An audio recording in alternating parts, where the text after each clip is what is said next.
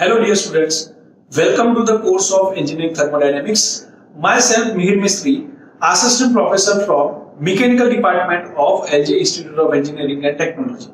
So today we are going to continue our session on vapor power cycles, and in particular we are going to discuss about feed water heaters. So let us start the discussion. So as you can see on the screen, a typical arrangement for block diagram of feed water heaters are shown over here, right? So as you can see, we will start understanding one by one. So we will start from the boiler. So as you can see, from the boiler outlet you will have 1 kg of steam, and that will be supplied to the turbine, that is shown by point number D. Okay, so at inlet of the turbine you will have superheated steam, that is shown by point number D. Now what will happen? From the turbine at the intermediate stage, some amount of steam will be extracted, that is point number E, and let us say m1 kg of steam is extracted. So this steam is supplied to a heater. Okay.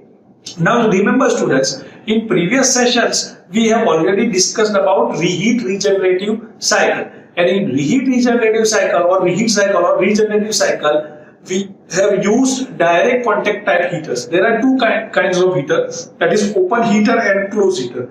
Open heater means direct contact type heaters, wherein two fluids which are supposed to transfer heat with each other get mixed with itself, right?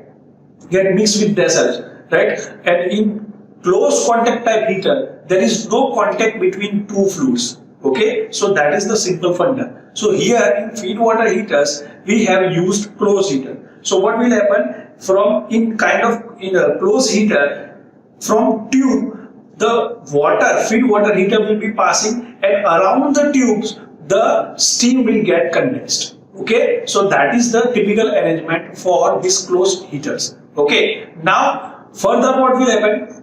As we can see, m1 kg of steam is supplied to this closed heater. Now remaining steam, that is 1 minus m1 kg of steam, is further expanded into the turbine, and from that at later intermediate stage we are again extracting m2 kg of steam, that is denoted at point number G. Now this m2 kg of steam is also supplied to another heater. Okay, now what will happen? Now we are left with 1 minus m1 minus m2 kg of steam in the turbine, that will be supplied to the condenser, and you know the function of the condenser, that is to convert the steam into water. Okay, so you can see that from point number J, the steam will be converted into water at point number L, right? Okay, now let us move further. Now here you can see over here that if we are considering the first heater, so what will happen? m1 kg of steam is supplied to the first heater, right? Now in this first heater, this steam will be condensed, right? So the condensed water will be passed through a trap. Okay, now what is the function of trap? So trap will allow to pass only the liquid, and it will stop or it will prevent the pass of vapor through itself. Okay, so it will not allow to pass vapor through itself. That is the function of trap. Okay, so here what will happen? From tap, hot condensate, that it will be passed through the next heater. Okay, as you can see from point number F, you are passing the hot condensate to the next heater, that is heater number 2, right? So now what will happen? What is the advantage of this thing? The advantage of this thing is that you have supplied the hot water to the second heater, so that much amount of less temperature heat or steam extraction shall be required. Okay, I am repeating again, what is the significance of supplying the hot water to the heater number 2? See, you are supplying the hot water to the heater number 2, so what will happen? We have to supply the steam which is at lower temperature. Okay, so that is the advantage. Okay, so now you are supplying the steam at point number G at comparatively lower temperature. Okay, because you are already supplying some water at hot temperature from point number F, that is m1 kg of hot water at heater 2, right? So what will happen? Now here also what will happen? here this m2 kg of steam is condensed into the water. So now you have m1 plus m2 kg of water that will pass through the trap and it will be passed through the drip pump. As you can see, the inlet of the drip pump is H, right, and the outlet of the drip pump is M. Okay, so now what will happen? This water, which is hot enough, will be supplied to the feed water line. Okay, what is the feed water line? Feed water line is our main line of the water that is supplied or sent to the boiler. Okay, so this condensate mixture, that is M1 plus M2, will be supplied to the feed water line. As you can see, that is between N and L point in the diagram. Clear? Now, here what will happen? That is about the conversion of steam. Okay, now I will come back to the condenser again. Okay, so now let us discuss the condenser. So now, as you can see, at the condenser outlet you will have hot water. Now this hot water is passed through this condensate pump. So condensate pump will increase its pressure and it will be passed through the heater 2. Right? So heater 2 will do what? Now in heater 2, your water is passing through the tube, and at outside of the tubes you will have hot water also and you will have m2 kg of steam also. So this heat transfer will take place. So your feed water will get hot at point number L, that is the outlet of the heater 2. Clear? Now further what will happen? After point number L, you are adding m1 plus m2 kg of water. Now remember over here, it is very important to understand, students, from K to L, that is from heater 2, how much amount of mass of water is passing? Now observe, from the turbine outlet, the water which will be passing through the condensate pump will be 1 minus m1 minus m2 kg. So that means same water, that is 1 minus m1 minus m2 kg of water, will be passed through K to L. Right? So now at L point, you have 1 minus m1 minus m2 kg of water, and from point number M, you are supplying m1 plus m2 kg of water. So that both will get mixed up, right? So now what will happen? m1 plus m2 kg of water is at high temperature. Point M is at high temperature. Let us say 90 degree. And at L point, you have the temperature of 80 degree. Okay, I am repeating again. At M point, you have m1 plus m2 at 90 degree. And at L point, you have temperature of water as 80 degree. So you are mixing both the water. So what will happen? The resultant water will be, let us say, at 85 degrees Celsius. So that is at point number N. Clearly in the diagram, okay, block diagram. So now what will happen? Further, this 85 degree temperature of water will pass through the heater number 1, and you know that in heater number 1, what will happen? Through the tubes, your hot water is passing, feed water is passing at 85 degrees Celsius, and you are supplying the heat or steam from the top side, that is m1 kg. So due to that steam, what will happen? Further, the heat will be transferred to the feed water. So it might be possible that water temperature will increase from 85 to, let us say, 90 degrees Celsius, and that is at the outlet of O, or outlet of heater 1. Okay, highlighted by point number O. Clear, everyone? Now that is supplied to the boiler. Okay, so that is how this whole feed water heaters will work. Okay. Now one more thing is important to note, that closed water heater are comparatively costly and it will not increase the temperature as that was in the case of open heater. Okay, that means what, sir? That means feed water heater temperature rise in open heaters are more compared to closed heater.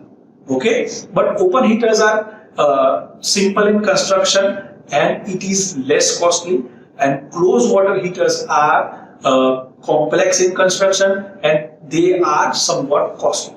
Now in real life power plant, what will happen? In real life power plant, both combinations are used. That means 2 or 3 closed heaters are used and at least 1 open heater will be used. And this 1 open heater will be used as deaerator. If you have studied during your basic mechanical engineering course the boiler chapter, so in that boiler chapter you might have studied the deaerator. What is the function of deaerator? Deaerator is used to remove the extra gases from the feed water.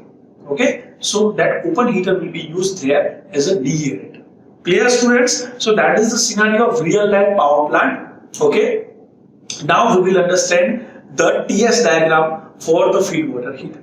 Okay. So now as you can see in the TS diagram, what will happen? We will start from point number D. So point number D is the inlet of the turbine. So in the inlet of the turbine, expansion will take place. So now you can appreciate that from D to directly, let us say E, you have point at E, you are extracting some steam that is at m1 kg, and further you will expand 1 minus m1 kg of steam, right? So that is from E to G, right? Now at point number G, you will extract m2 kg of steam, right? And what you will be having at the later stage, that is m1 minus m1 minus m2 kg, right? So now you have 1 minus m1 minus m2 kg of steam at I point, that is inlet of the condenser, right? So now at this I point you have the steam that will be further converted into the water at point number J, right? So I hope that is easily explainable in the TS diagram. Okay, right? So from I to J you have the condenser, easily explainable in the TS diagram. Okay, so now at J point you have the saturated water. Okay, students. Now from J to K, okay, you have condensate pump, so it will increase the pressure, right? So now from K you have the heater number 2, right? So from K to L you have heater number 2, so further increase in temperature will occur, so that is highlighted by K to L. Now interestingly, what will happen from heater 2, if you observe on the block diagram, from the top side you have G, that is steam. So this steam is condensate converted into liquid, or it is condensed from G to H. So now observe that in TS diagram, it will be converted from saturated vapor to saturated liquid from that saturation vapor point to H point. Okay, I hope everyone is clear. Okay, so during this G to H, the mass the steam is carrying is m2 kg. Okay, now this H is supplied, or this H is supplied to the drip pump, right? So what will happen? This drip pump will increase the pressure, right? So now you can see at the outlet of the drip pump you have M point, right? So now at the outlet you have M point, that is M1 plus M2 kg of water. Now observe here, students, very interesting fact, that point number M is having high temperature, let us say 90 degrees Celsius, okay, on the TS diagram. And point number L is having lower temperature, let us say 80 degrees Celsius, right? That observe these 2 points on the block diagram also. Point number M is at the outlet of the drip pump, 90 degrees Celsius. Point number L is at the outlet of the heater 2, that is 80 degrees Celsius. Both are mixing at a point, and the resultant will be point number N. So now you think logically that 90 plus 80, if you mix both the water, then the resultant might be less than 90. Clear? So it might be 85. So that is why observe now the TS diagram. Here you can see L point is at lower side, M point is higher side. If you mix both the points, so you will come to N point. Observe in the TS diagram. Okay? Now you can appreciate the significance of this thing. How excellently it is explained in the TS diagram. Okay, so L and M point, I am repeating again, L point is at 80 degrees Celsius, M point is at 90 degrees Celsius. Mix these two water, you will have the resultant water as 85 degrees Celsius. That is N point. That is why if you think logically, then M to N, the temperature is somewhat decreasing. Okay, now from N further it will be passed through heater 1, so the temperature will be further increased to point number O, and further it will be passed through the boil. Okay, now what will happen? Let us understand. Here one more thing you should note, that this whole TS diagram is explained like this, but here point number F, okay, observe here, very important. Point number F is what? Point number F is nothing but the outlet of the condensate of the steam 1, right? Or you can say M1 kg of steam you have expanded from point number E So if you convert or condense that steam, then it will be F point. Now that steam is supplied to heater 2, right? So now observe over here how excellently it is represented in TS diagram. So from F point, you have drawn a dotted line towards the lower line. So from F point, you have drawn the dotted line towards the lower line, and it is joining the GH line. See. Now think logically and observe the block diagram also. What is happening? From F point, you have the water, hot water, M1 kg is supplied to heater 2, and in heater 2, what is already taking place? M2 kg of steam is converted into water. So now that whole thing is represented as G2H, and you are adding some F from top side. So that is why slight inclined dotted line is drawn in the TS diagram. That is the significance of this line. Clear, students? Now, one more thing everyone should note, that advantage of closed heater is what? Advantage of closed heater is that you have to use only one pump. As you can see over here, only one pump is there, that is condensate pump. Okay, although you will say, sir, drip pump is also there, but drip pump is very small and negligible work consuming pump. Okay, so you can consider that you have only one condensate pump. But on the other side, if you recall reheat regenerative cycle, then we have in that open type heater, we have multiple pumps. So their work consumption is very large. So that is why in real life power plant, closed type heaters are in more numbers compared to the open type heaters. Okay, clear? Thank you.